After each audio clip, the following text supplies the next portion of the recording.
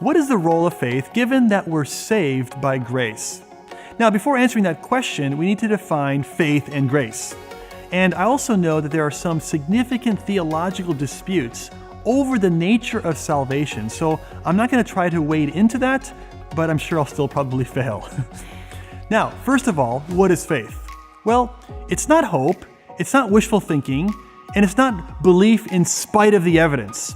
Rather, the biblical definition of faith is best characterized by the word trust. You put your faith, your trust, in what you have good reason to believe is true. And this is exactly what Hebrews 11 talks about. Now, some people like to draw a distinction between knowledge, assent, and trust. So knowledge is simply the information about the gospel, what Jesus has done, and the offer that God makes to us. But having mere knowledge doesn't save you. You also need to have assent, intellectual acceptance that the knowledge that you have is true.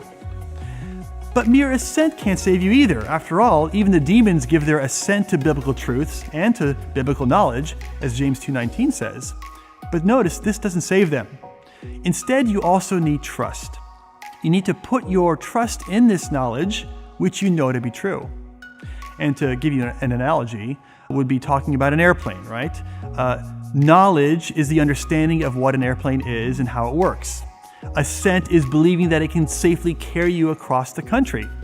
But trust occurs when you step inside that airplane and you trust it to carry you across the country. It's only then that you've put your faith in that airplane. Okay, so now what's grace? Well, in short, grace is unmerited favor. It's getting something you don't deserve. And in the context of the gospel, it's about God willing to give you a pardon for the crimes you've committed against Him. You see, you deserve to be punished, okay? But instead, God gives you grace. He gives you the chance to go free. Now, you don't deserve that, and you didn't do anything to earn it either. In fact, quite the contrary, what you've earned is the punishment of death. Now that we understand our terms, grace is unmerited favor, getting something you don't deserve, and faith is putting your trust in God.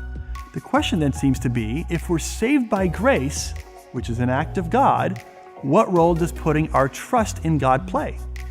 Well, Paul tells us in Ephesians 2 that it is by grace that you have been saved through faith. So notice both of our terms are there. We are saved by God's unmerited favor, but it's through our act of faith, it's through our trusting God that we receive His free gift. So grace is entirely God's work. It's His part. Faith is our part. It's what we do. Now, when I say faith is our part, I don't mean it's our work. It's not considered meritorious for our salvation. In fact, in Ephesians 2:8, it clarifies that even faith is a gift from God that allows us to receive His grace. I'd say that we've incurred a financial debt we cannot pay back.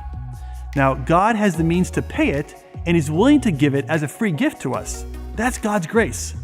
Our faith is when we consent to use someone else's money to pay our debt. That's why it's called amazing grace. It's a gift, it's free, and it saves us from a debt we could never repay.